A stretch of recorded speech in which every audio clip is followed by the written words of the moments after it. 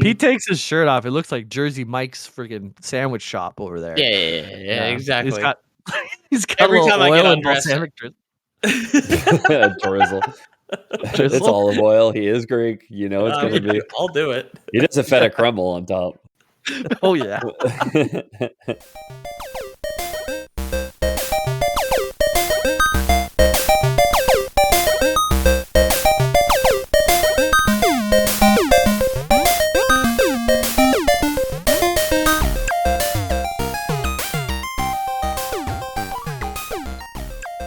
Half an hour. We have like 2.5 weeks for this, yeah. Excuse me.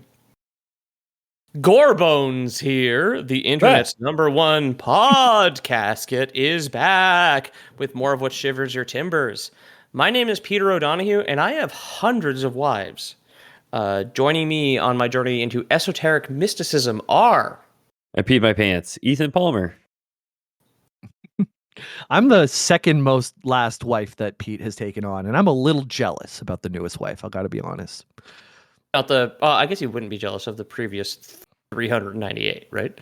Second most last, but never second most least. Okay, you're not at all. Jamie, you're a queen. Still my favorite. Thank you.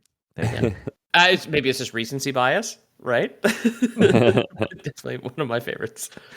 So happy belated Thanksgiving to our Canadian listeners, and happy Halloween to all the goth mommies at IHOPs all the world over.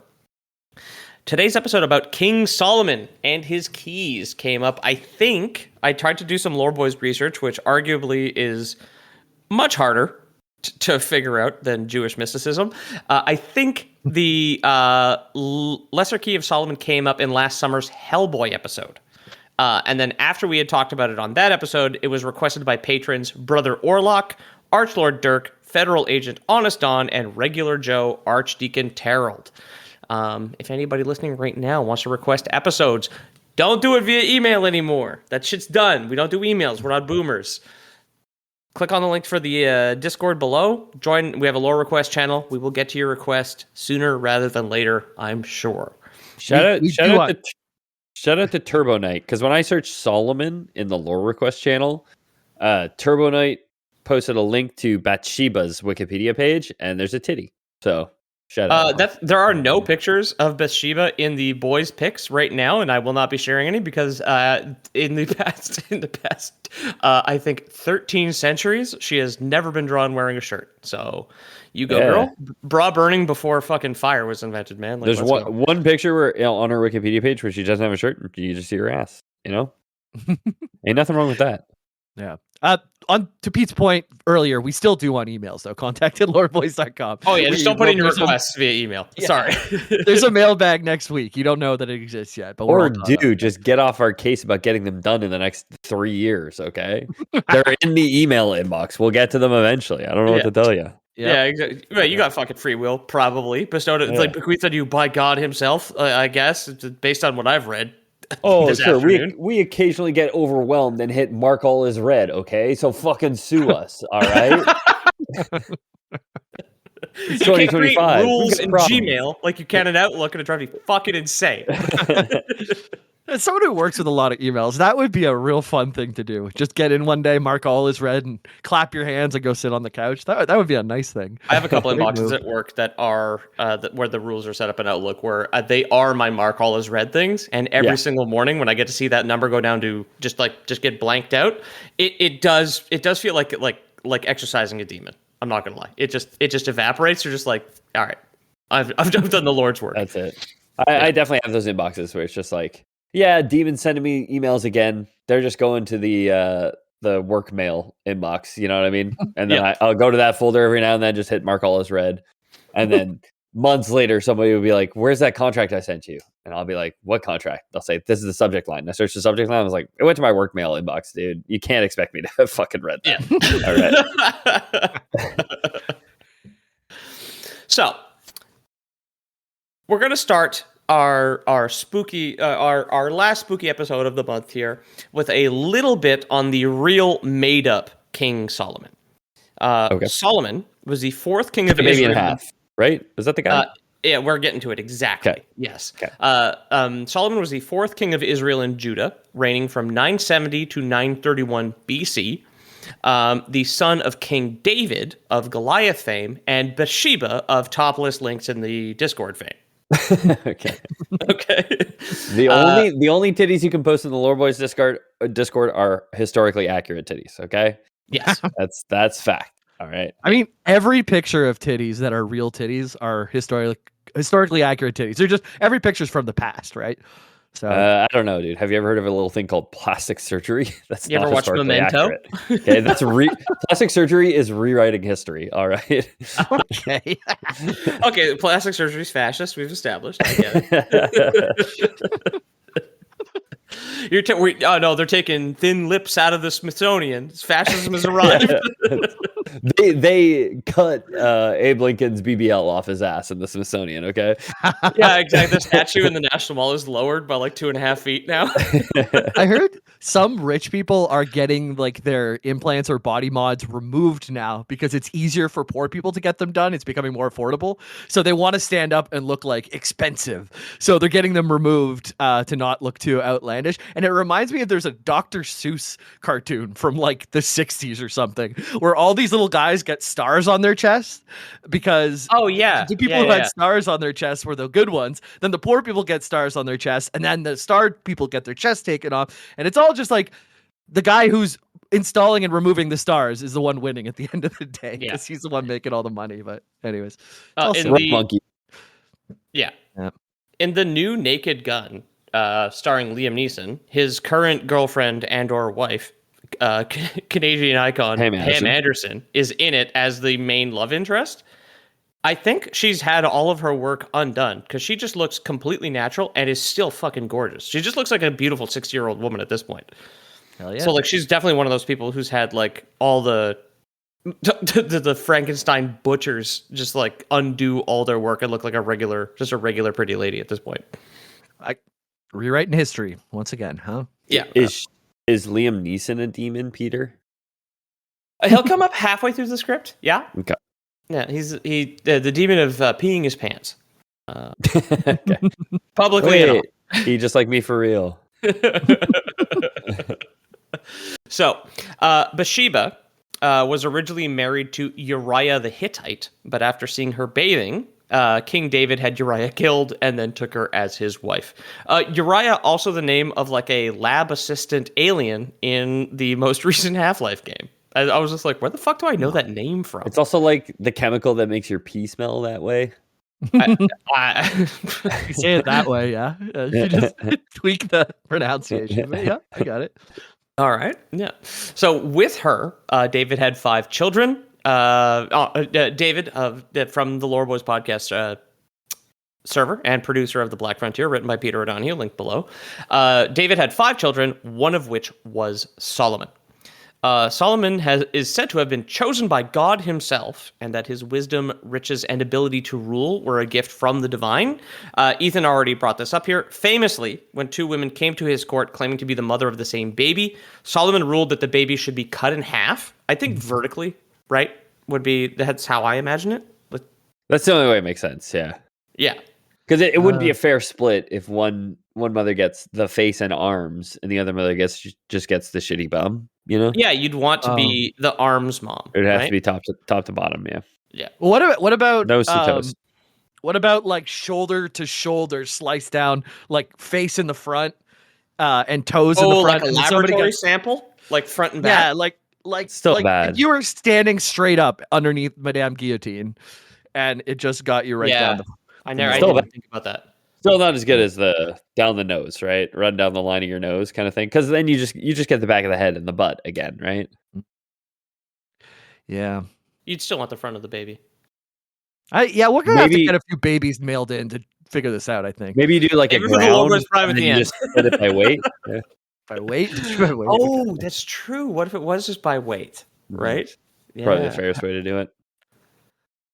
You're right. So he ruled that the baby should be cut in half so that the women could both be stepmoms, as how I understand what a stepmother is. Solomon knew that the baby's actual mother would willingly give up the child to ensure that it was not killed, while the imposter mom would be like, fine, the back half of the baby is just fine by me. Yeah, exactly. It's just as good. Under the surface of, like, again, speaking of under the surface, we are touching on the surface of a lot of things here. There is so much fucking stuff to cover on this one. I loved it, but I did not have time today to like prepare a multi-parter. So maybe we can get back into things. I do mention a few things I want to cover in the future. Hit the fucking lore request channel on Discord, baby, because it is the only way I'll remember to get to this, because I'll put it in my iPhone after that. Under the surface of Solomon's golden age, which is like during his rule was like the Israelite golden age, basically. There was like a darkness underneath it, like every kingdom. He very much was the only person holding it all together, because his wealth and his like the splendor of like Solomon's throne was thanks to incredibly high taxation and slave labor, baby.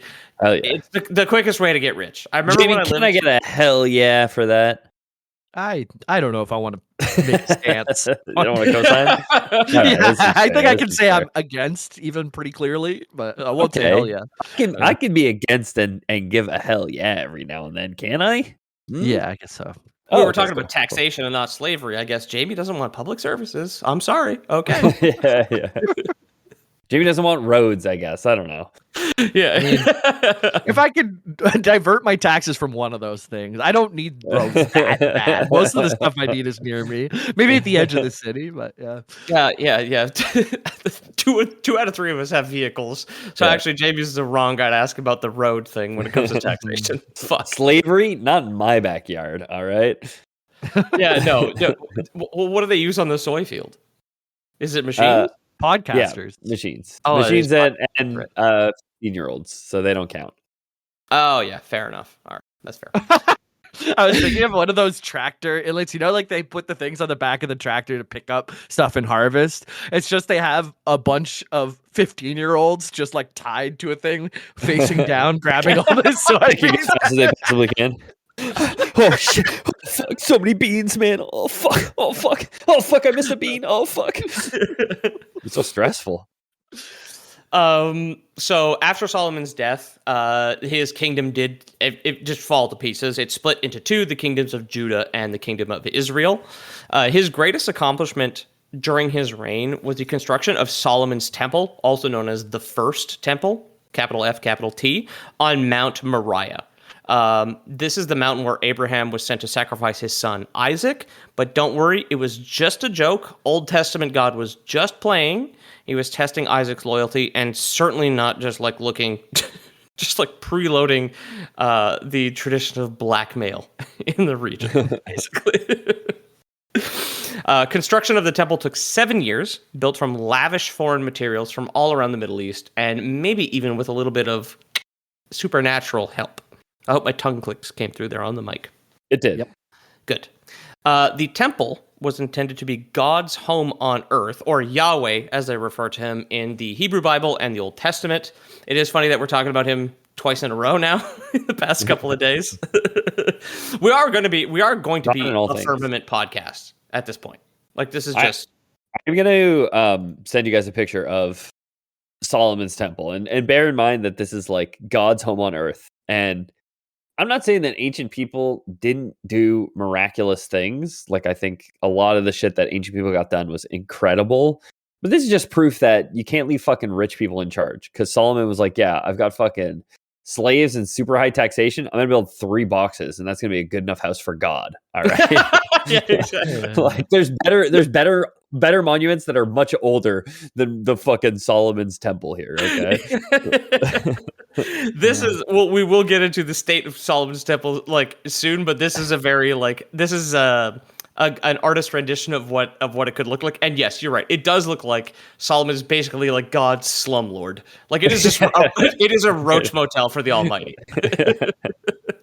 There's not even any historically accurate boobs in these pictures, so they're kind of extra boring too.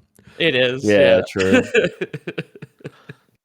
I saw some art earlier where they had like ivory monuments that were like biblically accurate cherubs, where it's just like a bunch of wings wrapped around like a ram's head, which is fucking cool.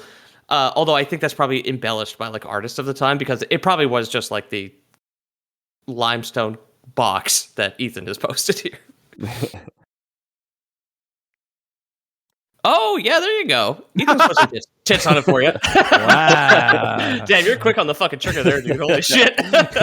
Whoa. For listeners at home, I did draw boobies on the Temple of Solomon and shared it with the boys. Okay, this one might be a little too saucy for the Patreons. Patreon.com/loreboys to get shared with. Wow. We don't Find know. out. Yeah. I don't know. I don't think it'd be rude not to share it at this point. I think we'll have to share it. This is great.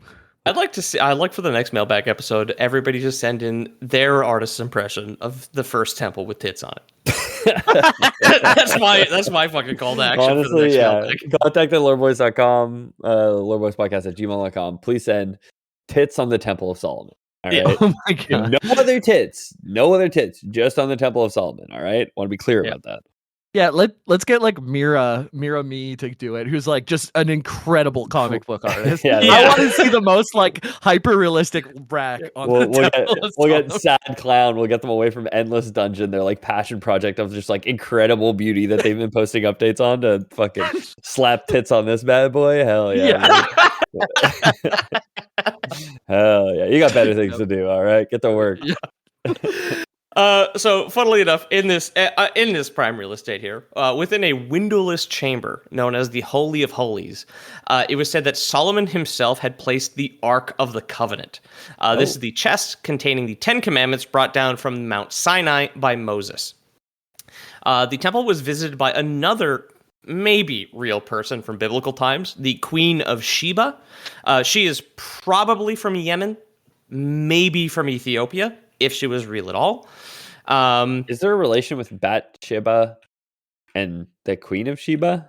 No, because Bathsheba would have been Solomon's mother, and the Queen of Sheba. Bathsheba is like it's a composite name, basically. From what I remember when I was reading today, it's like mother of or something like that. Bathsheba is the daughter of Sheba, and then we got Now- the Queen of Sheba. Yeah, Sheba being a kingdom in the area at the time, I believe in Yemen. What's Shiba Okay. Inu then? That's SHI, whereas the Queen of Sheba is SHE. Oh, That's where the queen gets inside you. That's pegging, my guy. Shiba Inu Wow. you. Hmm? Arf, arf. Woof. Oh! So yes, the Queen of Sheba has showed up. Some say that she had a son with King Solomon named Menelaic, who then took the Ark of the Covenant to Ethiopia, where it allegedly remains to this day. And I do want to show you guys this picture of Menelaic. I just really want to tell you that, like, I think AI will actually replace us, because the picture of the AI overview on Google of Menelaic is very visibly from a PS2 game. Yeah. That's pretty good. Yeah. Not bad. One of my favorite things about this that like ties back into a lot of the stuff I've been into recently is the location of the Ark of the Covenant is legitimately what drove Graham Hancock fucking completely insane. His first book of historical fiction, The Sign and the Seal, details the theory, in quotes, about the Ark currently being located in the Church of Our Lady Mary of Zion in northern Ethiopia, which I talked about at the beginning of our Fingerprints of the Gods episode, which we did a couple of months ago. So like his alt history journey started like here, basically with Menelaic's transportation of the Ark into Ethiopia. Excuse me, I got the hiccups now. I just realized I was playing a board game Talisman today, and an item that came up in the game is Solomon's Crown, which added 2 magic ability to whichever character got it. So is that the same Solomon? It is a notorious sorcerer of antiquity, who we will be talking about. Thankfully for the rest of the episode, Jamie. Okay, I didn't know. I don't know his Solomon. little keys. His little keys. Yeah. I knew him from the baby story. That's the only thing I knew about Solomon. And his Oh. little baby little story? key of Solomon. Oh Yeah. We talked about it already. You talked about it already on this podcast, as a matter of fact. On this very show. cutting the baby in half, front to back. Okay. Yes. But yeah, Solomon, as we'll get into, like I was saying, we cover literal thousands of years of history in this episode here, with little like dropping little points to find out, just like for what I thought was the most interesting thing that I could condense into a 90-minute episode, basically. We'll see. Is just like Solomon, obviously, it's like, as a lot of biblical characters are, it just like it's like super pervasive throughout history and can really serve any purpose you need. But his connection to mysticism is what he's currently most famous for, other than being like part of the, at least for Jews, part of like the Davidic monarchy or bloodline. I can't remember now like what the proper terminology is, but he's like the Star of David is the star representing his dad. He's the next one, right? The next one. Yeah. Son of David. And you know David, Jamie, he threw a rock at a big guy and killed him. Yes. That's not the same David, is it? It is. Yeah, David and Goliath David. His son is Solomon. Yeah. Okay. Sorry, I'm catching up, guys. Yeah. I know you've already said this, but it just hadn't but it's sinking in, man. Yeah. Shit, the guy with a rock, he's got a little sling, he's a little guy, throws it at the big guy, kills him. What the fuck? Yeah. So all these people are little guys. Yeah, here's the thing. You think, okay, here's a fight. Little guy, sure. Big guy, okay, sure. Big guy gonna beat little guy, but wait, what? Little guy beat big guy? Shit, make him king, huh? Yeah, amazing. Suddenly. That's how elections should still work. It's better than whatever the fuck we got going on. All right? Whatever the fuck's happening. Yeah. Mr. Trudeau, who promised us election reform and is now dating Katy Perry or kissing Katy Perry on yachts. Like, cool. Where's my election? Reform, instead of the debate where there's two old men yelling at each other, if one of them pulls out a sling and gets the other one in the eye, one quick slingshot to the eye. Yeah. Also, Jamie, author's note: yelling is a strong term. They kind of breathe loudly at each other. Like, I wouldn't say that just yet. So I don't know how else to. Sorry, Peter. I know you're trying to get back on track. I don't know how else to describe it, but like, there cannot be a more. Look, I would not wish violence on anyone, but if it was a slingshot that took out Joe Biden, that just feels fitting. I don't know how else to say it. Okay. Yeah. Yeah. Exactly. I mean, it's the most advanced technology his brain could fucking recognize. So at least it was most advanced technology when he was a baby. So. What was it? Shane Gillis who said, "Is like Biden is the first president that looks that like he could be assassinated with just a punch." Yeah, like someone could just get a real good one in the stomach, and that would be it. You know? He also has my favorite line in one of his bits. There, it's just like Trump couldn't debate Biden. He tries to get into his head. It's like, can't get into his head, bro. Joe's not in there. I'm just like, absolutely. So now that we can get back on track to where the slingshot was invented, I think 2-3 weeks before Joe Biden was born. Right. Solomon's temple stood for centuries until it was completely destroyed during the Neo-Babylonian siege of Jerusalem in 587 BC. This is a real thing that happened. It's not just a biblical story, but like a lot of biblical stories did happen, right? Like, how much they're attributed to God is where I kind of say like, well, I don't know about that, but. Yeah, I was going to say, it's like, I don't want to sound like, I don't want to offend anybody. I was just saying, like, I think it's mostly allegorical and not real at all. But again, you're exactly right. Like, they just take a real thing and then kind of, and just zhuzh it up a bit. Right? Yeah, exactly. Yeah, give it a little, actually, in context of our episode, give it a little extra, like, chutzpah, basically, right? Yeah, sure. Yeah. There you go. So the second temple was built by the Persians when the Persians kind of ruled over the Middle East and this whole area. The second temple that the Persians had built was then destroyed by the Romans in 70 AD, and this has conveniently left no evidence of the existence of Solomon's temple whatsoever. Religious scholars today state that the site was where the Dome of the Rock now stands on Al-Aqsa in the old city of Jerusalem. And that is this temple right here. The Dome of the Rock. Do you guys think that maybe it's a mistranslation that he didn't want to cut the baby in half, but he wanted to give the baby the people's elbow? Could be. It's entirely possible. And I gotta say, this new building, a lot more historically accurate booby style. It's very a booby. big one. They Put put it on God top. up in that. I'd put God Yeah. up in the titty building, right? For Oh, sure. Yeah. For sure. Oh, there's a little one in the front too. I didn't even really notice. They're kind of lopsided. Oh yeah, it's like an A cup and a D cup. Yeah. Yeah. Wow. Well, the D cup's really more of a gazebo, and then the D. Also, unrelated, here's Tim Dillon dressed as the spooky temple from Epstein Island that I'm sure is totally unrelated to what the Dome of the Rock looks like. That's probably just a coincidence. That first picture has a gazebo. Oh. Very good.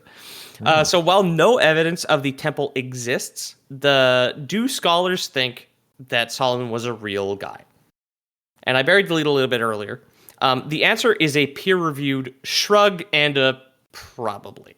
Like a lot of people from the Bible, it's hard to say if he was real. Like some of these places and some of these people like didn't have writing or fucking predate writing that we could even read now, right? Like I'm pretty sure with like nobody can even read like cuneiform, right? Like that's still just not a thing we can read. I Whoa. only recently learned that the Rosetta Stone is not just that thing where you go to learn a language, but it was like an ancient tablet that they found that had 3 different languages of the same message on it, so they could use it as like a key to read ancient Egyptian. That's It's so like modern Greek, ancient Greek, and then like Aramaic? Egyptian, I want to say. I don't know. Yeah, something like that. Yeah. So cuneiform is legible, but there's very limited, like there's a set number of tablets that we've recovered that have cuneiform on it. Yeah. And they don't talk about everything. They weren't writing about the history of the world or whatever, they were typically talking about that son of a bitch Ian Nasir and his shitty quality copper ingots. Oh, the first ever written thing, right? That they found. It's like the first review, basically. Yeah, the first Yelp review, which is so good. So King Solomon, it's in my personal opinion, and the opinion of even religious scholars, is that like, did he exist? Probably. Did he exist in the way we're about to talk about him? Fuck, absolutely not. He may even just be like a King Arthur-esque amalgamation of various historical figures. If you recall in our King Arthur episodes we did, King Arthur is based on like a Norman king, and then or like a Norman like chief of a village, and then like parts of some Roman guy that was around and was completely invented by a Welsh priest, right? So King Solomon is probably more like that, considering like nobody's ever found any evidence of his temple. Digging or the archaeological digs are fucking illegal because it would be real inconvenient if you just like dug down and didn't find it for like the whole for the whole narrative of the area. And then of course like kind of all the heroic stuff and the vast wealth and like the kingdom collapsing and separating would be like, you can't have that. Has there ever been a more siege city than Jerusalem, right? With like all that history like layered upon layered? Probably not. So it's tough. Like in Italy, they can't make a fucking subway. They can't make a metro because every time they've been trying for like 15 years, I think, to dig a metro in Rome, but they just keep running into like ancient ruins. They have to stop construction so like archaeologists can come and like excavate it properly, There's all these plumbing pipes. Yeah, there's plumbing pipes, and if you break them open, these little Italian guys with red and green uniforms pop out. there's like turtles with like spikes on their shells down there. It's a mess. Just like a bunch of fossilized Yoshi eggs, and there's. I mean, if you're part of that construction union, what do? You get paid for a minimum, right? Minimum 3 hours a day. Let's just like say it's a shitty union. Minimum 3 hours a day. You think the Italian construction union 3 days a year? I'm gonna guess they have mob ties, so I think they're probably a pretty strong. I'm pretty sure you got to jump on a Goomba's head to get a coin around there. You can't just be sitting around. You run out of time. The subway construction guys, it's actually just an expression they use. It has nothing to do with the Japanese video game. Oh, what the hell am I supposed to do to feed my family? We dug up another ancient ruin. Just hit your head against this brick. It will spit out the 10 gold coins for you. Bunch of construction workers with just split jumping into the ceiling. Yeah, necks crooked on the ground. Yeah. Mamma mia. Oh yeah, like all the skeletons like have crooked necks that they've dug up, and they're just like coins and bricks littered around them. So while the original idea behind today's episode was to talk about the Lesser Key of Solomon, which is part of a anonymously compiled grimoire about like demonology, we're really going to cover multiple things. Like I said at the beginning, Solomon pops in and out of history and demonology and mysticism way more than I'd thought.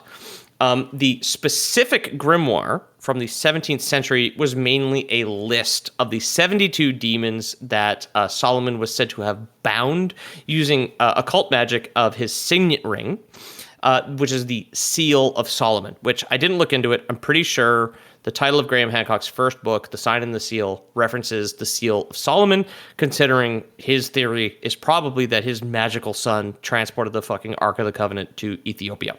Right. And I do have a picture of the 11th century seal right here, and it is fucking cool that we have something this old that is just on like papyrus parchment or whatever. It's awesome.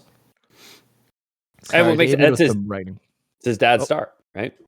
Yeah. It is. Yeah, or it will be. This is the precursor. There's a bunch of flags, I think still in parts of Africa, like across, like obviously the Middle East, and then also North Africa, especially Morocco, which has a large Jewish population, and presumably ancient Jewish population, that has what we would now call the Star of David, but the Seal of Solomon on like flags and decoration. There's one that's like carved into it's like a relief in the side of a fucking building that was built in like the 900s in North Africa. Again, not a religious man. Bible history is so fucking cool, dude. Like the people are so neat. And just cool. Mr. Hancock, if you're listening, I don't think they needed Atlantis to figure out two triangles make a star. I'm just gonna throw this out there. Right?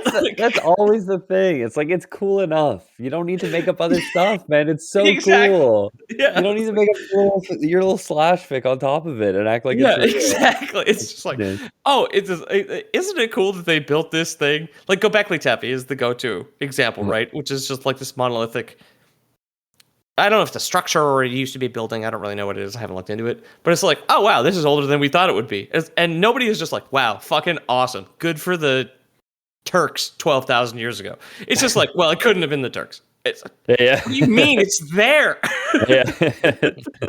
It's there under a mile of sand. Like, what do you mean? Exactly.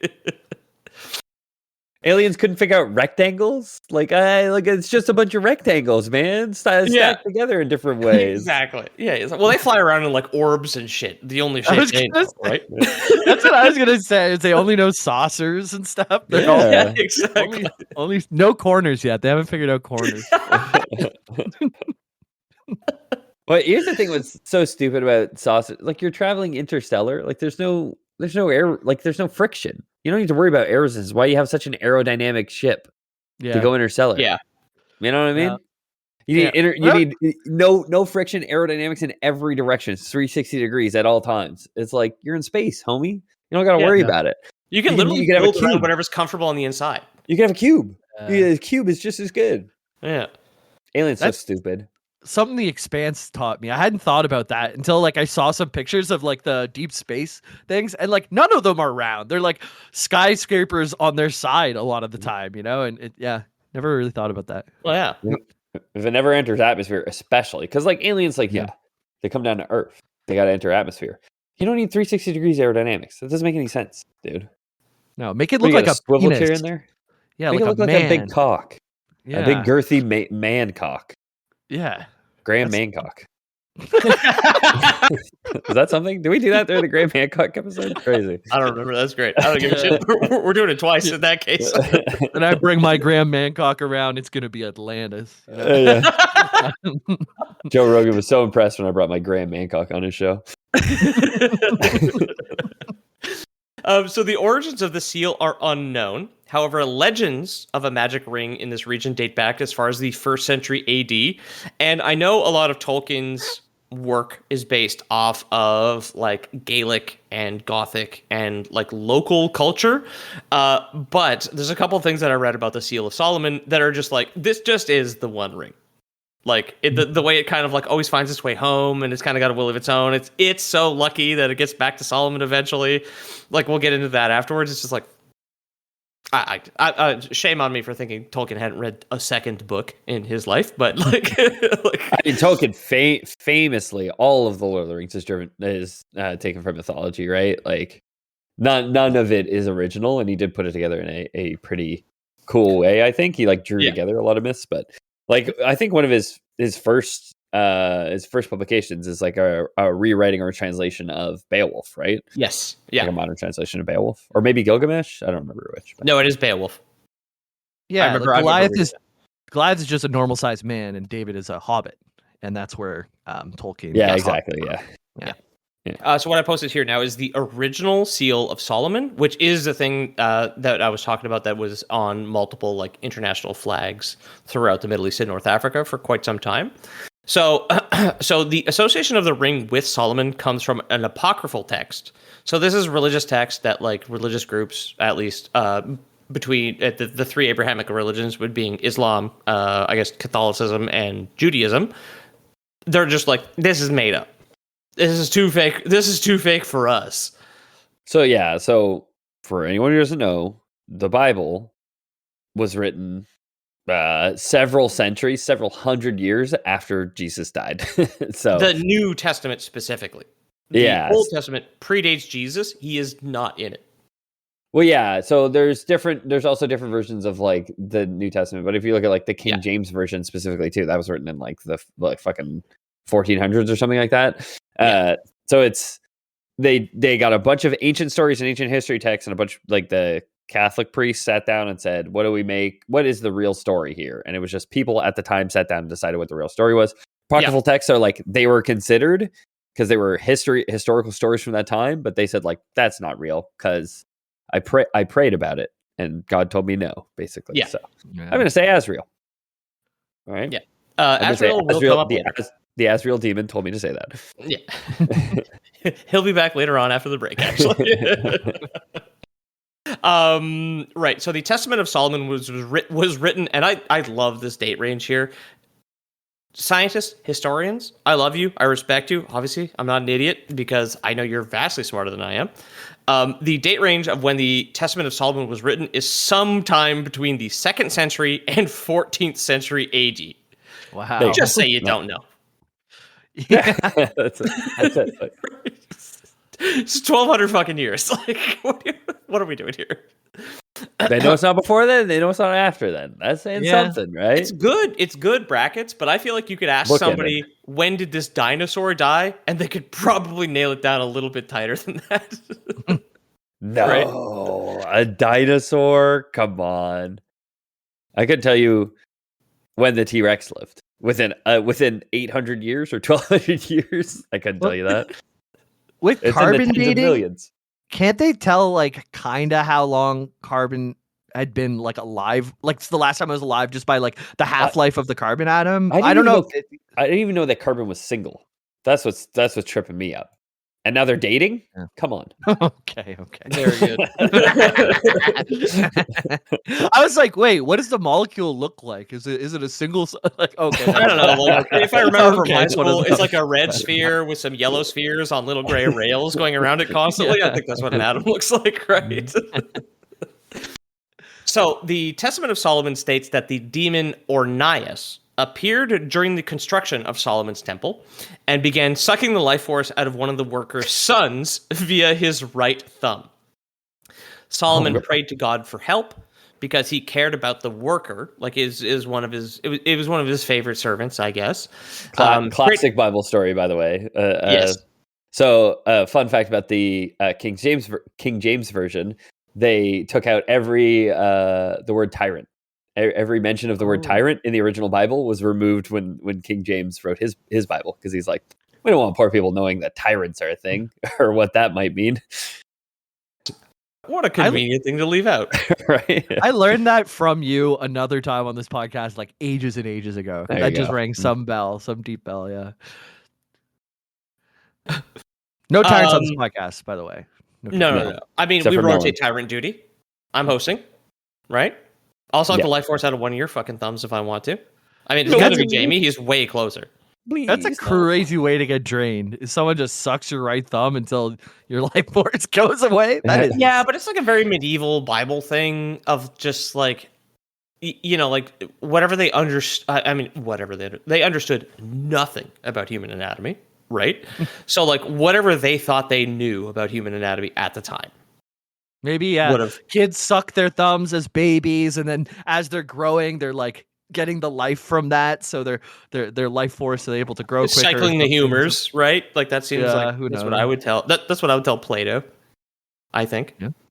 Other than just like I'm not really down tonight, and then I would just be like, so, like that's the other thing I would tell Plato. When you humored, but she keeps sucking on your right thumb. Exactly. So Solomon prayed to God for help, who sent down the archangel Michael, who Ethan talked about last week, and gifted Solomon his signet ring, the seal of Solomon. Carved into the ring were the words, I am so sorry, ancient Hebrews, Ayaha Ashar Ayaha.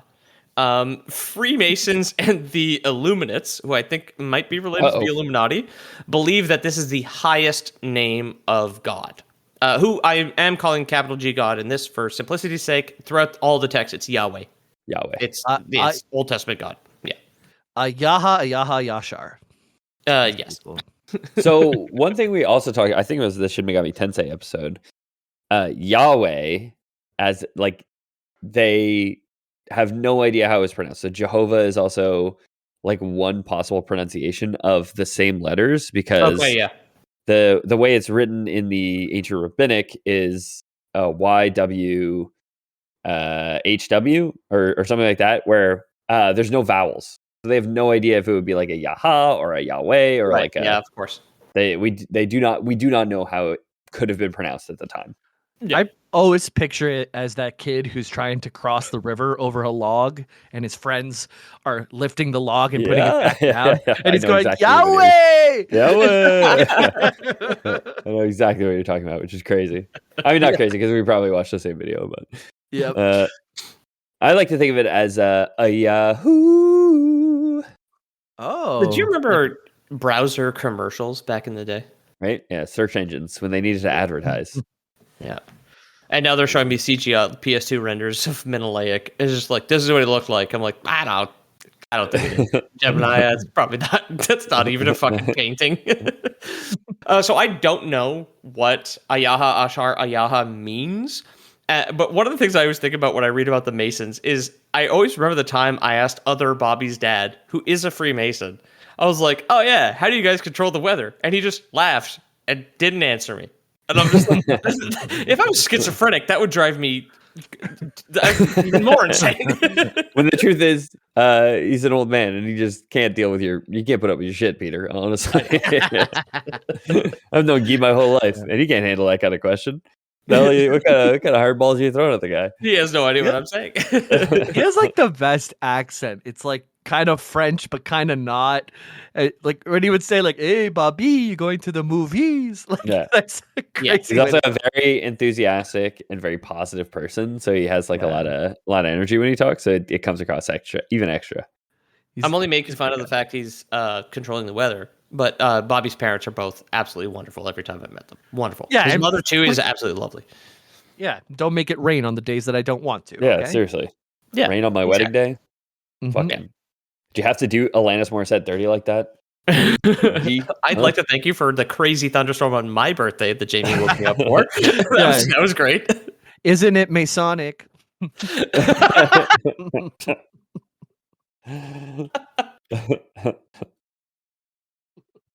He's like, rain.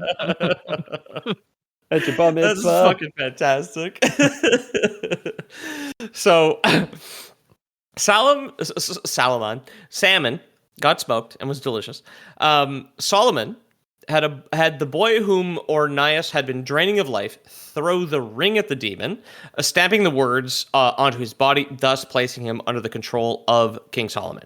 In some stories, Solomon enslaves a bunch of jinn to build the temple. This is more from like the Arabic tradition, where like jinn and genies are like evil spirits. There's one story where he like it's one thing I do want to cover. Sorry, I keep advertising episodes I fantasize about. Is I want to do 1001 Arabian Nights at some point. And King Solomon appears in 1001 Arabian Nights as a guy who puts a genie in a bottle and like throws it into the fucking ocean, like so it's like all of this stuff is very like the web of like cool like biblical magic and folklore is all like tied together, and it's all just like very cool. And it's just interesting that I've been thinking about that. I was thinking about that already. And then when I was putting this together today, it was just like, yeah, also King Solomon's in 1001 Nights and like invented the genie in the bottle with the demonic ring that he got from God. Damn, Christina Aguilera has him to thank. Who knew, huh? Oh yeah, exactly. Man, David and Goliath, I never realized was like tied into religion. Like I thought it was like part of the Iliad or the like Odyssey a Hercules thing. No, it's a Bible Yeah. story. Yeah. Damn. Is it not in one of the other, like the Iliad or the Odyssey? Maybe they reused it, but damn. There's a Cyclops in the Odyssey, which is a No, big it's guy. not. But I think they just not, kill him dude. normally. Or Yeah. no, they poke his eye out. They Okay. sneak past him on sheep. They poke his eye out, and then they sneak past him on sheep, I think. And then he feels all the sheep. He says, "That's not a man. That's a sheep." They're Doesn't like clinging to the sheep Jason bellies. with Argonauts. his wool or something? Doesn't he Jason, like Golden Yes, Fleece. Golden Fleece. Golden Sure. Fleece? I thought he went up against like a Goliath type. I have no idea, but it's all mythology. It's probably like slightly reused and packed in different ways too. Yeah, exactly. Yeah. It's just different stories from different people, and like some of them got packed into this one, some of them got packed into the Greek one, which is the Iliad. Yeah. Like the guys who wrote David and Goliath had read the Iliad. The Star of David's way cooler now to me. I thought it was some other David, but it's the little guy who took down the big guy. Damn. Man. Yeah. You thought it was just some David? I thought it was a different David. I didn't know it was the same David. I didn't Could be cross any those. David. I didn't Could cross be those 6 producer lines David. together. You know. Yeah. So yeah, Solomon at some point, in some tellings, in like Arabic tellings of this, he had enslaved a bunch of jinn using the seal of Solomon, the magic ring he got from God, and like had shown himself to be so powerful that he like dies standing up in this story, like leaning against a scepter, and the jinn just keep working because he's like there watching them. They're like, no, we can't fucking stop building the temple. We cannot stop because he's so powerful, and they only realize he's been dead for days when like bugs eat like through his staff and like the scepter breaks and he falls over. They're just like, what? Like that's how powerful he is represented as in this story, is that the genies kept working the whole time. Like the fear of him. Yeah. So I thought he was just putrefying for fun because he's such a powerful sorcerer. yeah, exactly. He's turning into a lich. Oh, that's why we can't do any construction at the fucking Temple of the Rock, is because Solomon's phylactery is under there. Yeah, exactly. Don't want to go digging up those old bones, huh? Hell no. So with Ornias now under his control, back to the story we're telling, which is much more like the story that we're following here is much more like Old Testament Hebrew Bible aligned rather than Quran aligned. Although all these people they reuse these characters constantly because they all kind of hung out together in the early days, right? They're all the same stories, just different interpretations, right? Yeah, exactly. And then Muhammad himself being, I think, the most believably real dude, because I think he's from like the 800s or whatever. Yeah, right? It was 600, 700, 800 years after Jesus. Yeah. I think was Muhammad. Yeah. But I don't know. Me neither. Wait, it's not the same. It's not the boxer, right? Like I'm not mixing everything up. No, the star, the same David. The boxer, the same Muhammad. You're right. Okay. You're making all the connections. Yeah. Wow. Yeah, the Prophet Muhammad was born Cassius. Can you believe it? Yeah. Changed his name. I'm learning so much. Uh-huh. With Ornias now under his control, Solomon orders him to take his seal to the underworld and stamp the highest name of God onto Beelzebub, which is just how I say it. But at this time, at least in everything I read, it is written Beelzebub, the prince of demons. He succeeds. And now, with the Prince of Demons under his control, Solomon commands him and his lesser demons to come to Jerusalem and complete construction of the temple. So the genie side of things was just a little side note that I thought was very interesting. In the story we're going to be following here is Solomon enslaves and commands 72 demons, specifically, to complete construction of the limestone cube with tits that we showed earlier. Great. And then go from there, basically. Now, I can't wait to learn about President Gape. That's the demon that I'm most excited to learn about. She's on the list. Don't worry about it. I did link the full list for patrons in the chat there, so it will be shared with you. Where was I here? So a demonic name that we'd all be familiar with via gaming is Asmodeus. Primarily, I think he's one of the villains in Diablo 3, I want to say. Asmodon, I think he goes by, but okay, yeah. It's not, yeah. Yeah. So Asmodeus at one point in the story actually managed to get the seal from Solomon, and then Asmodeus actually rules Israel and Judah for 40 days. During this time, Solomon lived on the streets as a beggar, and Asmodeus threw the seal into the ocean, and this is the kind of Tolkien-esque part here, where it was swallowed by a fish, and the fish was caught by a fisherman. And then after he had launched into the ocean, Asmodeus had plants, very specifically weird, he plants one of his wings in the ground and then touches the firmament of heaven with the other wing. Okay. And then somehow picks up Solomon and throws him 400 leagues away from Jerusalem. I don't know in what direction on the cardinal map. I have no idea. And a league is how far? I don't know. I was going to say, please convert this into football fields. I do not know how far away he's gone. A league is between 1.4 to 4.9 miles, or 2 kilometers to 8 kilometers. That's So, a fucking 2,000-year leagues? range again. Make a decision, historians.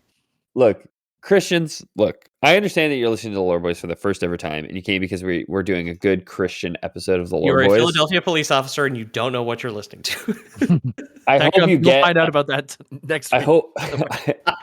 I hope you get why we don't believe you. I hope you get why it just seems so made up, right? Like when you hear these stories, because I don't know if you've heard this story in church, and I'm sure in church it's all like, oh, it's allegory, it's this, it's that. But it's like, yeah, you can say that till you're blue in the face, man. But the guy got swallowed by a fish, and then the devil that was ruling in his stead touched the sky and then also the ground, and then threw him 40 kilometers away. And he's just like got up, dusted himself off like 40 kilometers. He threw him 40 kilometers, and he just got up, dusted himself off, and said, all right, I guess I'm walking back to town. It's crazy. Yeah. So I did post a phenomenal photo. I will get into these photos later on of Asmodeus. I love this old medieval art. It is so fucking cool. Yeah. Anyway, that's what happens to him. It's Asmodeus has a cow for a right ear, a ram for a left ear. He's got dragon wings. He has a snake with a lion's head sticking out of I think that's his left arm, I guess. He's actually riding it. Is when I read the description, it's unclear in the photo. The thing underneath him, the snake lion, is his mount, actually. Gotcha. Yeah. This was like a duck foot. He's kind of a boss babe, though, honestly. Yeah, he's got powerful nip. One nip is visible. Yeah, he's got the one big nip. Yeah. Yeah. Big nip. Well, we all know the big nipples, like big areolas, are satanic. Well, that's how he made the Temple of Solomon with the big tits. Yeah. Oh, yeah, of course. Yeah. Call me a Satanist. The heretical carvings. Makes fun of no one when you're looking at a big tit. Yeah, exactly. I'm a big areola guy, personally. For me, my areolas are huge. On women, disgusting, obviously. Pete takes his shirt off. It looks like Jersey Mike's freaking sandwich shop over there. Yeah, exactly. He's got Every a time little I get oil and undressed. balsamic Drizzle. It's olive oil. He is Greek. You know it's going to be. I'll do it. He does a feta crumble on top. Oh, yeah. So I went to a grocery store on the way to Thanksgiving yesterday, and I was like, I'm not drinking right now. which was true at the time. And I was like, so I can't bring booze to this party. I'm going to pick up like charcuterie and whatnot. I went to a grocery store where they had nothing. They didn't have tiny pickles. They didn't have like deli meat. Gherkins? I went to Metro, which I think is Quebec specific. I went to Metro on the 20 in like Beaconsfield. I was like, I just want to get some charcuterie. They had fuck all. So I just bought like buttery croissants because they were on sale. It was like 12 for $5. I'll post a picture in Lore Boys our episode pics. I surprised my girlfriend this week when she was away. I just got a cheese plate and I hung out on her bed and waited for her to get home. And it was, so a romantic. good old time. Yeah. And we just ate cheese and watched Game of Thrones. There was no romance. It was all business. That is romance, man. It is. Are you guys going to watch House of the Dragon? I personally think it's good. I liked it. We've already watched. I've watched it. She doesn't like it. I'm fine with it. I'm awful because I'll accept like any level of slop as long as it's big budget fantasy. I just like to have more of it. I wish it was better in certain ways, but I really didn't like the way that the last season ended. But anyways, for another day. The fisherman I mentioned was picking up charcuterie for his girlfriend, which is wonderful. It's very romantic. He was feeling bad for a beggar that he had just run into. He gave a fish to him that he had just recently caught and had accidentally returned the Seal of Solomon to King Solomon, allowing him to retake his place as king. King Solomon's just there, like, we'll cut baby in half for food on a sign. Some fisherman walks up like, I got this shitty old fish and there's a diamond ring inside it. I guess you could have that, huh? Get a job, you bum. Yeah, I'm not about to teach a man to fish. I don't even know what would happen after that. Here's one. You can eat for a day. He's so hungry he'll eat the whole baby. You won't even cut it. You're going to like a food bank and just getting like baby portions. You're just like, no, the West has fallen. Anyway, we will get into more of what Solomon does with his new power or his regained power after the break.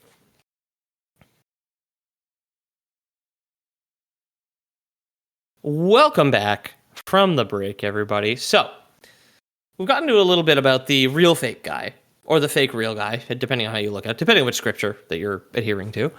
But Solomon's connection to demonology and the occult appears to have really started cooking with gas in Europe through the practice of Goetia, which I do not know if I'm pronouncing properly. It is Goetia vegetables, kids. Yeah. Yo, what the hell got him? Pete, he got you. The fuck? You don't eat vegetables? I love vegetables. Olive's not a vegetable. Oh, yeah, you're right. It's a fruit, probably. A legume? I don't know. It's like a grape with one big seed, I think. Well, is it a nightshade like a tomato? I'm gonna be pissed off if it is. Somebody look it up. My money's on fruit. Grows on a tree. It's got a big nut in the middle. It's got a seed on the inside. I thought was the fruit rule. That's a fruit, I have no idea what it fruit looks like on the tree. Does it look like a little olive at the end of a branch, or is it like in a What do you think it cluster? You don't think it's like in a bean pod, do you? It's in a. There's two of them in a pod, and they hang down like little scrotums. Off the tree. The jar grows on the tree.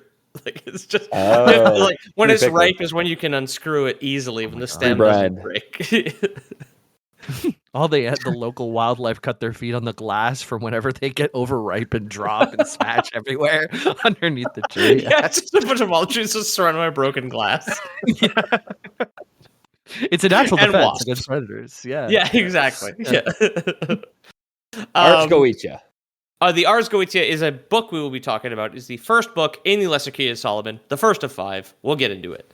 The practice Ars is Latin for art. So Goetia, which is witchcraft specifically passed down via spell books called grimoires. That's apparently like an actual like classification of spell book. And Goetia is a Latin term for summoning demons. So the Ars Goetia is just the art of summoning demons. That's it. Hell yeah. Yeah. Cool. The Key of Solomon and then the Lesser Key of Solomon would be 2 of those grimoires. So the Key of Solomon itself is divided into 2 parts. It is said to have been compiled by King Solomon himself for his son. This is the hardest word I wrote down today. Rehoboam, which is his son, and or the like Childish Gambino album. So I put it in the boys chat here, so you guys can take a fucking stab at this. I think it's Rehoboam. Right? Oh, chat. All right, here we go. Rehoboam. Regarding hobos, question mark? Oh, okay, sure, yeah. Rehoboam. Rob Rob him. We'll just say Rob him. Call him Robbie. Yeah, let's rob him. Robbie. Robert. Hey, the Key of Solomon. Demonic mysticism for Robbie, basically, is what the first one is about. So book one. A demon chained to your mortal plane because you figured out his real name, Robert. Robert.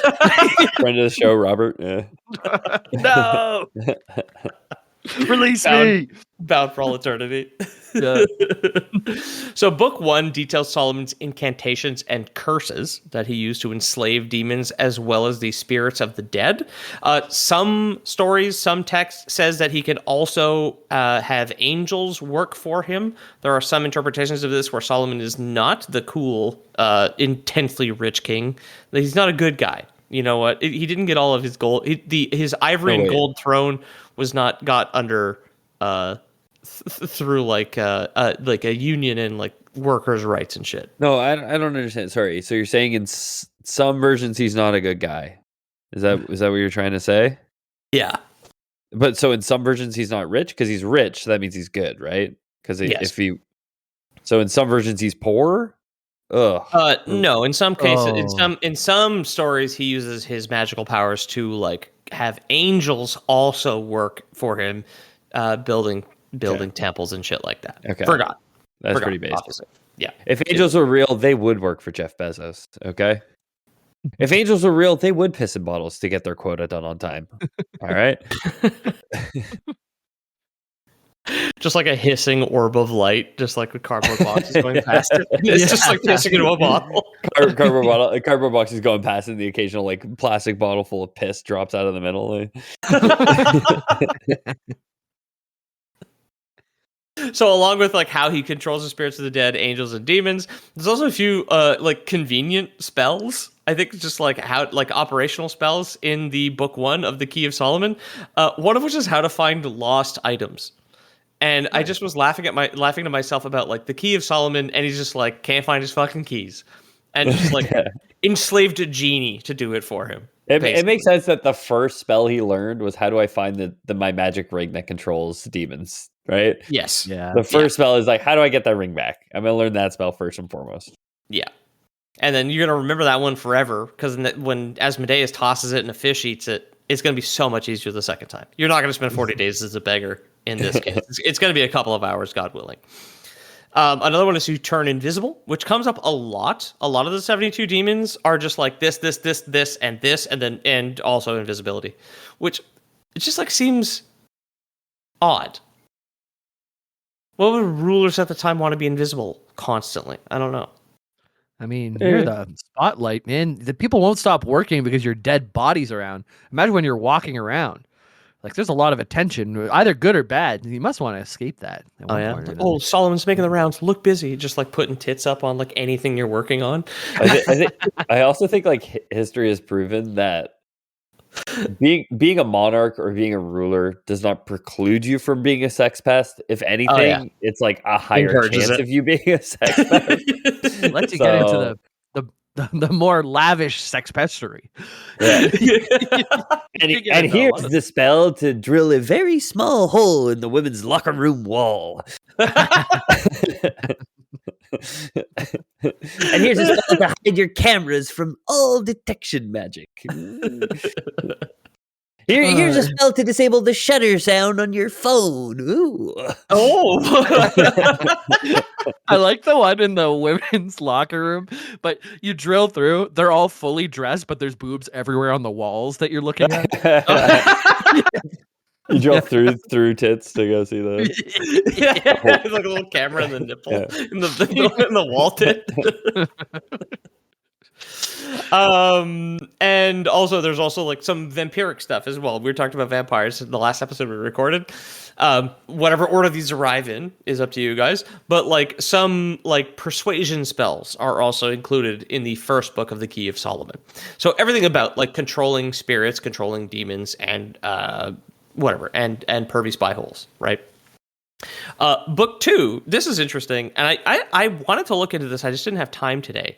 Into like, I wonder how much of this is still in like the Catholic training manuals, because book 2 straight up just has fucking instructions for exorcists, where it's just like, okay, you've drilled too many pervy holes and too many locker rooms, and now we need an exorcist to undo all this black magic that you've done, all this evil that you've brought into the world. What do you do?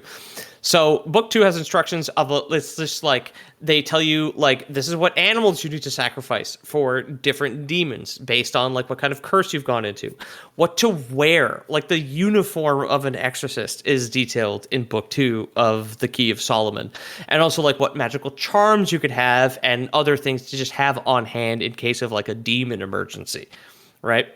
Yeah. So much of Solomon's wisdom, at least in the current line that, or the current like storyline that we're currently following, much of his wisdom is said to have been extracted directly from demons under his control. So when he enslaves a demon, he will interrogate it and just be like, "You teach me me your ways, right? Like teach me how to get away with being a pervert. Yeah. How do I do it? Teach me how to Dougie. How to Dougie as well. Big part of the Hebrew Bible is Dougieing. Demon interrogation is pretty funny. You got like a demon laying back with a cloth on his face, and you're putting a lamp in front of it over and over again. But then I come in and I say, "Hey, man, look, we just want to get to the bottom. Hey, you want a cup of blood? Let me get you a cup of blood. All right, I get you a quick little warm cup of blood. There you go, buddy. All right, drink up. Yeah, look, hey, man, we just want to get you out of here as quick as you can. All right." He's strapped out of the table. It's just like, you guys are gonna trick me with your good crusader, bad crusader acts. I want my fucking lawyer. Yeah. Look, man, that Deus Vult stuff, it's not for me either. All right, I get it. All right, so like, I'm like, Deus Oiga Volts. Am I right? Yeah. All right. You know what? He's not talking. He's not talking. Roll in the water drip, the holy water drip. Get it on his forehead. Holy waterboarding, but instead of like the bucket, it's like the entire like bird bath looking thing from the front of a church, just like the pedestal, like dumping it over, like the baptismal basin. Yeah. That would be a 2-man job. Right, that's where I was here. Asmodeus had told him that his kingdom would eventually be divided, for example. So the division of Israel and Judah was predicted by Asmodeus. He also explained that he was born, like, it's like, oh, where did demons come from? Asmodeus was born of a human mother and an angel father. He is also revealed to be a demon of lust and king of the Ifrits, which I think is a male succubus, right? In D&D, at the very least? Incubus would be a male succubus. And Ifrit is a thing, though, but I think it is, again, from... I know it from Final Fantasy, Ifrits. Okay. But it's similar to jinns. It's Islamic or Middle Eastern. Okay. I believe. So, in the Kabbalah, which is specifically about Jewish mysticism, Asmodeus is said to be the son of King David and Agrat Bat Malat. Agrat Bat Malat is a female demon who dances on your roof and is very annoying, but in some texts is the demon of sacred prostitution, which is a cool thing. It is a hyperlink on Wikipedia I did not click on. That deserves its whole fucking episode on its own, I'm sure. Agrat Bat Malak, she sleeps with Archangel Samael and gets a little girl-on-girl with the recently divorced Lilith at one point in the story as well. Hey, shout out to last week's episode. Yeah. Here's a picture of Agrat Bat Malik. I had to look her up because the name's too cool, from Shin Megami Tensei, which we also were just talking about. Oh, yeah. It turns out these stories, which pervade our society, pervade our media and culture as well. Huh? Yes. Not weird? She's got a trickle-down umbrella. Yeah. Ronald Reagan's gone too far. She has a little umbrella on top of her full-size umbrella. And wait, the person on the bottom... Yeah, it never gets wet. What the hell? The person on the bottom. Yeah. If water is the money. The man was deeply demented when he was in office, and he came up with the idea of a double umbrella. Yeah, he was dangerous. I'm glad the 25th Amendment exists to get Yeah. double umbrellas out of the White House. Just say no to single umbrellas. So the Lesser Key of Solomon gets more into information about the specific demons themselves. I have a bunch of the symbols here. There is a chart of the 72, I think, I didn't actually count, the demonic 72 sigils. That's the going story anyway. 72 sigils. These look like an electronics class or something where you have to figure out circuits, and they have like, Oh, fuck, this they one's do. You're right. this one's a closed circuit. This one runs in parallel. This one has the motor on one end. There's the battery. I didn't take a close look at any of these.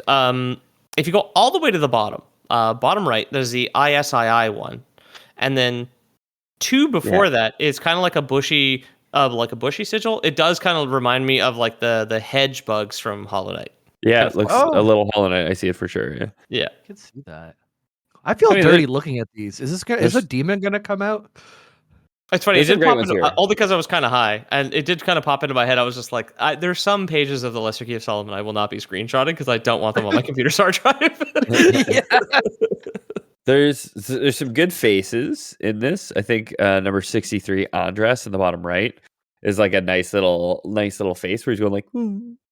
There's a number 20 number 20 person, kind of near the top, third row, 4 over, has a pitchfork, which I just think is great. He's like the one guy who brought a pitchfork to the protest, right? Astaroth, yeah. And there's one that's just a bunch of trumpets. 18B, yeah. Yeah, we see some good trumpet action. Oh man. Oh, Bathan. Yeah, Bathan is a very good one. I like there's number 8, Barbados. It just kind of looks like a tombstone or something. And then the two after that, Paimon and Paimon, are just like a bunch of little guys. Benches.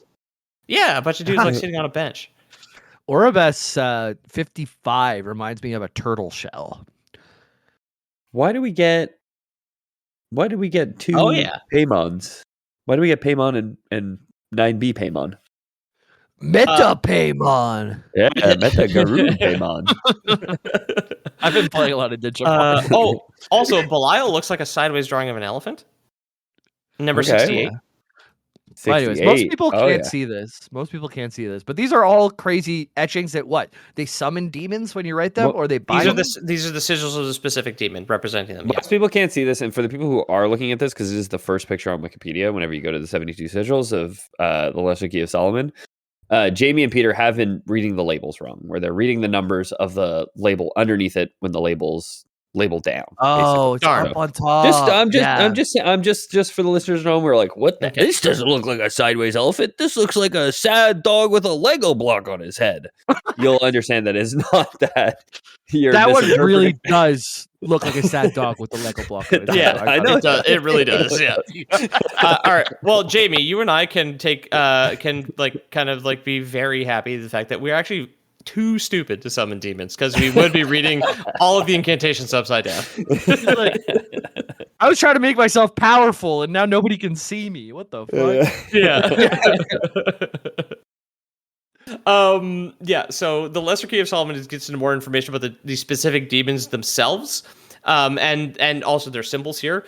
Where's the one here? Oh yes, of course, the summoning circle here that I have. This is a more recent sigil. So the circle and the triangle that I've just posted for everybody here is like this is supposed to be the thing that you like scry down or draw down when doing a summoning ritual for the 72 spirits, which is just a different translation of the 72 demons named in the Lesser Key that were once under the direct control of Solomon himself. It all comes back to that. I watched. Cool. Sorry, go ahead. Yeah, go ahead. No, you please. Very cool that east is north. You know what I'm saying when I look at this picture? Because you don't see east at the top very often, but in this one, east is at the top. Yeah, and it is written like in the middle of the middle diamond. There is a word that would be written as though north was up, but it's kind of written all over the place, which is it's just fun to see pictures where east is up. You know, it's like you're looking at a compass, and then they just twisted it 90 degrees to the left, and and I think like like with the sun rising in the east, like it is more powerful than north in many ways. Like it makes you wonder why north is up at all. But Yeah. I mean, up. I was watched on Venom 2, where you meet Carnage, Woody Harrelson. He writes like that's such a bad sentence. God damn. He gets really mad at Tom Hardy, the main character, and he writes him like a really threatening like biblical like a sideways thing. letter, and Venom was like, "No, you need to summon the demons in the Bible." And it's just like, no, he wrote it in like the spiral. Like there's a bunch of writing in a snake in a spiral here, and that's how he also wrote the note. And I'm wondering if it had like any like connections to the biblical stuff. But have to go back and watch that gem. Yeah. Let there be carnage. Catherine, I understand. Get the charcuterie off the bed. We need to rewatch Venom 2 and look for all the Bible stuff. Move the cheese cubes. We got to watch Venom 2. I'm like sitting on the end of the bed with a notepad. Just so into it, yeah. No, Jamie, look. And she like rotates her notepad 90 degrees. You're like, oh, I didn't see it before. Whoa. This is just a cheese plate all along. No, Jamie, look at the cheese again. Rotates the board. Divination by cheese plate. Yo, I guarantee there's like some fucking like tribe out there that has had done that. Lactasomancy. Yeah. I mean, if I'm gonna go to divination, there better be a nice spread, you know? Absolutely. Yeah. You're right. So names of the 72 demons that we'd recognize are Baal from Diablo, Moloch, which is the owl god that Alex Jones thinks the Clintons worship, Belial from both Battletech and Ethan's most recent episode, and then Paimon, who appears twice, which is the demon from the fantastic film Hereditary. It is the demon that possesses the children in that one. And of course, my fucking goat, and we talked about what I thought was her back in the day, President Amy, which is such a funny demon to have on a list from the medieval ages. And like I was saying, a link to the list of the 72 demons will be provided to our most loyal 72 patrons. And then I do have a couple great pictures here. This is a shittier picture of Baal. I have the same one here, as well as Nibiris, which is so funny looking. It's unbelievable. Bale's so great. I'm glad you grabbed it because it's like a sad Prince Charles with like his head. He's got like the big royal crown on, and then his body is a spider's body, and then he's like not a triclops, but like a 3-headed entity. So it's his head, sad Prince Charles in the middle, and then he has a cat on his right shoulder sticking out of his neck. Then he has just like the craziest looking frog. This crazy frog sticking out of his left shoulder. And it's so good. I love these. Like these are so cool. At the same time, graphic design on demons specifically has gotten so much better over the years. Like I'll say, I love this art. Don't get me wrong, but in terms of like trying to make a cool villain, the sad Prince Charles that is part cat, part frog, part spider, it just doesn't hit the same as like. It's the scariest thing this guy could think of at the time, right? Like exactly. Also, if you look at Nibiris, it's just it's a crow wearing like the Marquis de Sade's jacket, and then just has 3 dog heads. Yeah, 3. Yeah, and 3 little terrier heads. Yeah. Well, it's like different. One's like a bulldog, almost. One's a terrier, and one's like a wolfy looking, almost husky mix. It's like 3 different doggos, and then just like a bird body for some fucking reason. Crow feet, yeah. A nice epee. And also exactly. I also found out while writing this that President Amy is a male demon. Amy is like a translation of a translation of a translation that was like Amu or Amua back in the day. Again, like with like vowels that don't exist anymore, sort of thing. And one of the things that like Solomon had like eked out of President Amy while he was dominating him is like, President Amy teaches astronomy and the liberal arts. Oh. Yeah, I know, it's disgusting, obviously. What the hell? You're making me think of like Harry Potter. Instead of defense of the dark arts, it's defense of the liberal arts. Yeah, exactly. Anti-wokem. Something's like stupid like that. If that's not a spell in what is it? In Hogwarts Legacy, I'm gonna be so disappointed, Jamie. If that wasn't a spoiler. There's been a clip going around of this red-haired guy holding a gas thing, like he's pumping gas, and he just goes, "Expensive petroleum." That's pretty good. Pretty good. It's not the guy who played Ron, is it? I have no idea. It's a red-haired guy. Kind of looks like him, but they all look the same to me. Red-haired, Fair white enough. dudes. Yeah. Yeah. Jamie's Irish. She can say that. Or Scottish or something. I don't know. We didn't check. It's not Lord Jamie. So one fact I actually find genuinely spooky. This is my favorite part about like kind of putting this whole thing together is that the Lesser Key of Solomon was just compiled anonymously. It is a grimoire of 5 books all put together, and nobody really knows who the author is or who inspired it or what. It's like such a good. I don't know if this has just been like left out intentionally or just whatever. Like some of the research I did, like the reference links to from the Wikipedia page that led me to a thing that's just like not entirely true. It's cool that like the book describing like the various demons that had been enslaved by like King Solomon in the past was like, no, we just put together anonymously. It feels very genuine. Yeah, we just found it. Yeah. Oh, the book that when every time you hold it, you like hear whispers. Yeah, it just showed up. It was under the Jumanji board. You're like, that's weird. So the 5 books are the Ars. Ars, I don't remember if I said is art of. Basically. Yeah, you did say. Yeah, Ars Goetia, Ars Theurgia Goetia, Ars Paulina, Ars Almadel, and Ars Notoria are the 5 books that are put together for the Lesser Key of Solomon. These are all based on the Testament of Solomon that I talked about before the break. The Ars Notoria can apparently teach scholars how to learn faster, think stronger, and communicate directly with angels. And I thought it was really funny that even in the 15th century, when people were like looking at this, they were like, everybody's too lazy for homework and has been for 1,000 years. It's just like, no, this magical text that I found in the Middle East is going to let me learn faster. Yeah, that's it. It'll let me learn faster. It'll also help me become the king of East Coast hip hop. So that's pretty cool. Yes. Exactly. We lost Jamie. I don't know if he's learning faster at all here.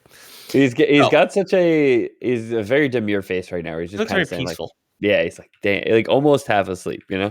Yeah.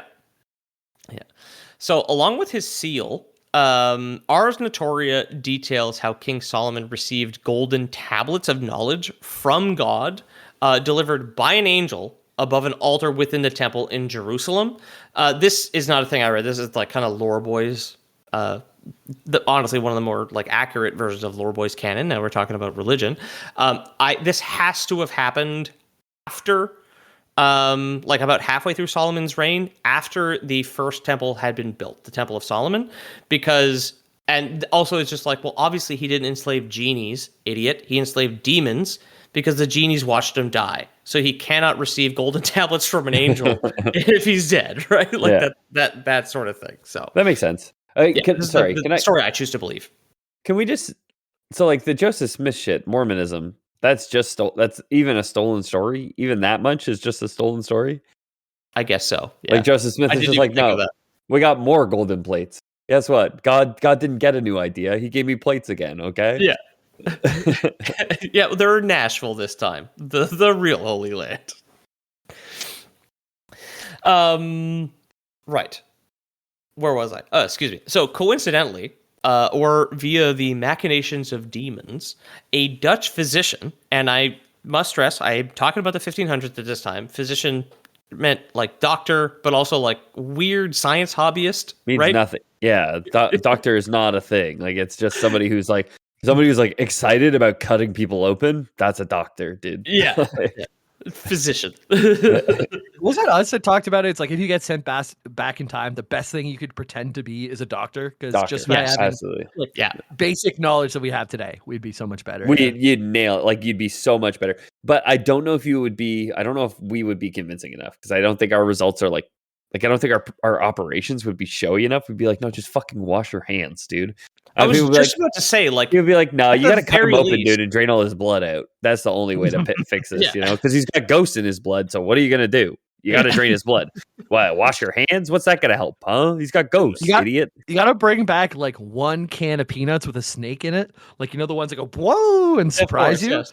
and sneak one of those into any operation that you do.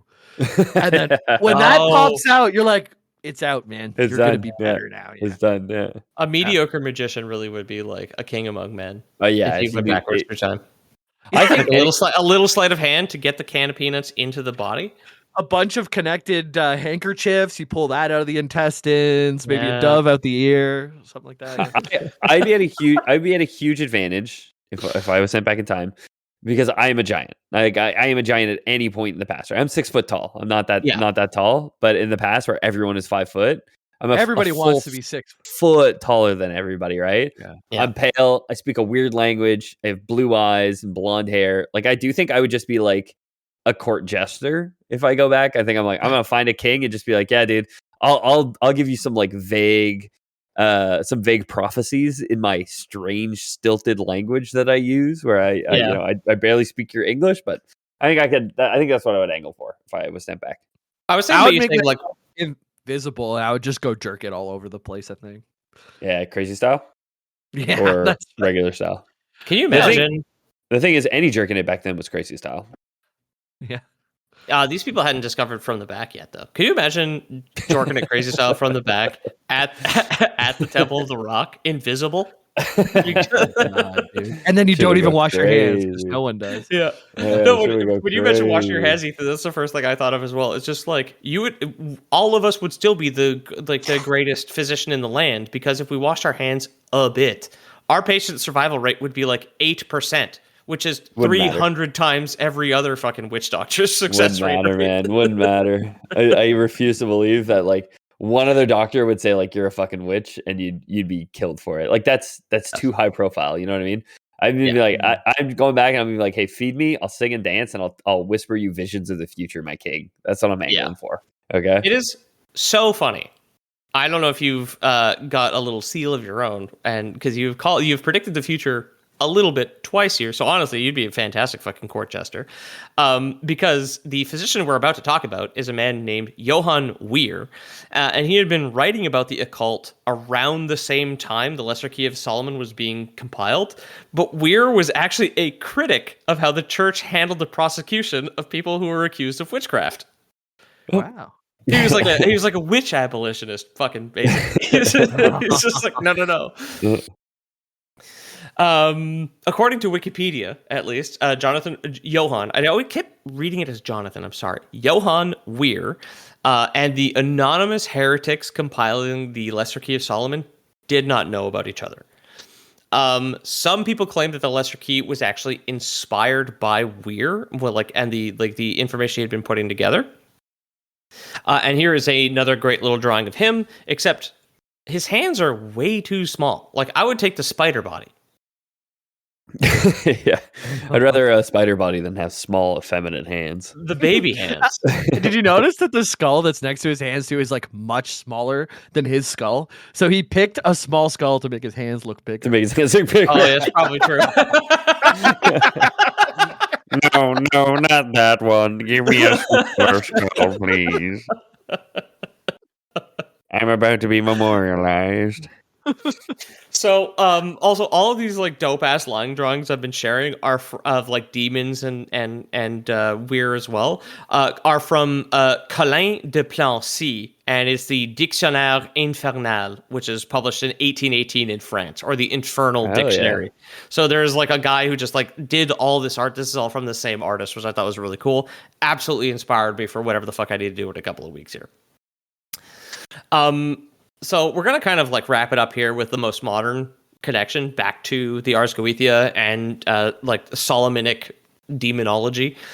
In 1904, supreme weirdo Aleister Crowley republished the Lesser Key of Solomon under the title Book of the Goetia of Solomon the King, translated into English tongue by a dead hand.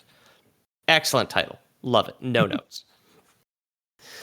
We briefly mentioned Aleister Crowley in our XCOM episode because his line drawing and depiction of the entity named Lamb, LAM, may have been the first ever illustration of the classic gray alien. And I wrote reference in here and completely forgot to take a picture of it, but you guys can find Aleister Crowley's Lamb, pull up the clip there as the description. He drew this thing in like in the late 1800s, and it is like, Whoa. it is the gray. He basically invented it, as far as I'm concerned. It is like a weird little guy, huh? Yeah. And he would, like, if I recall here, would like do drugs or some equivalent, like opium or whatever the fuck the drug was at the time, and like communicate with this thing. Like he has like stories, like he's written stories about like talking to Lamb, the alien gray, which is like from another dimension or whatever in his stories. I just feel like this skull, they're just trying to make it even bigger to make the last guy's hands look even smaller. The heads keep getting bigger and bigger, and the hands stay the same size. That's the conspiracy. So Crowley was very interested in alchemy and the occult. He joined the Hermetic Order of the Golden Dawn. Excellent, which was like this like even spookier secret society that briefly existed that had been founded by 3 different Freemasons. Book 1 of the Key of Solomon's instructions on how to like bind and dominate demons was perfect for the secret society that had like already been fascinated with spells, the occult, and tarot, and kind of ended up being, you know, like Aleister Crowley is kind of the free space on weird guy bingo. I wanted to show you a picture of him in his robes. This is one of the pictures that is not a drawing. And it's just like, he is an old British man dressed in a way that is in like a Halloween costume if you only had a Egyptian pharaoh described to you. Like that he's never seen. Mind if a white boy get a little Egyptian? Yeah, exactly. What the hell is that? Justin Trudeau, our former prime minister? Dude, I thought of him too. I really did. It's crazy. He would. Yeah. He would. Yeah. He would. This was before PC woke culture, man. So, you know. Yeah, exactly. They just had regular racism back then. Well, back then it was exotic. The leopard skin he's wearing, he probably was just like, no, I do admire the Zulu people. I think they're very neat and exotic sort of thing, Yeah. right? And I get it takes longer to take a real photograph back then, but the stony face, so serious, holding the scepter and all that Yeah. outfit is insane. Like, dude, crack a smile, man. It's Yeah. Halloween. You're dressed up like a pharaoh. Have some fun. Could you with it. imagine smiling for like, what's the exposure time on a camera from 1870? Like 12 minutes, your face would kill. Dude, try working customer service. They're doing that all day. You can do it. Yeah. I am not smiling on the phone, I will have you know. They can hear it in your voice, Peter. Smile they through can't. the phone. Yeah, so Aleister Crowley ended up getting very, very interested in this. And like I had just written like so much stuff and there's like so much more to go on. So I do want to end on just like a goofy joke that I was inspired by the fact we were getting Bionicle requests in the chat when I was writing this. For any queer people who are listening to our show, and I know you are, because you are all Bionicle perverts, and I love you. You guys really should swap out the very busy and ugly current Pride flag for the Cross of the Golden Dawn, because it's got all the same symbols and colors, and is so much fucking cooler. Yeah, that's a cool thing to co-op, honestly. Yeah. Because you are shoving it back in Christianity's face. I'll also Yeah. say that because it is a cross. You've got the rainbow chart in the middle. You've got different gender symbols all over it. It's very coexist bumper sticker coded, right? It is a little bit, yeah. It's every religious symbol you can imagine in there somewhere, it feels like. But the top of the cross has like it's got the yellow with the purple star in it, and that's like one of the newer additions to the triangle that goes the chevron that goes into the flag now, right? Oh. I remember. Anyway, I thought it was fucking cool. You guys should use this one, and it's got to be public domain because the Golden Dawn hasn't existed since before World War I, so it's probably up for grabs. Shout out the game Inscription, because that's the first time I encountered Hermetic Order of the Golden Dawn. There you go. I need to finish that game. I watched like Luis and their like server, and they've been playing the hell out of it. And I know you played it, and I got to a point and never. Luis sent me a good message after he beat it. We chatted about it for a while, and then we said, "Fucking, can you imagine Jamie trying to beat this game?" But that's where I want to end the episode today about King Solomon and his keys. Which is like, hey guys, fellas, they, thems. If you want this wicked ass cross, you should probably take it. Some advice from a straight guy.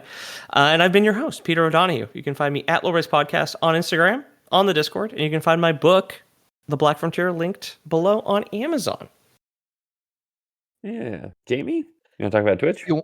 Yeah, Tuesdays, Thursdays. I play on Twitch. I've been playing Digimon. I've been playing Warhammer. I've been playing Wizard with a Gun. I'll play a bunch of more stuff. So Tuesdays, Thursdays from 7 p.m. To 9 p.m. EST. Are you playing Space Marine or Bolt Gun?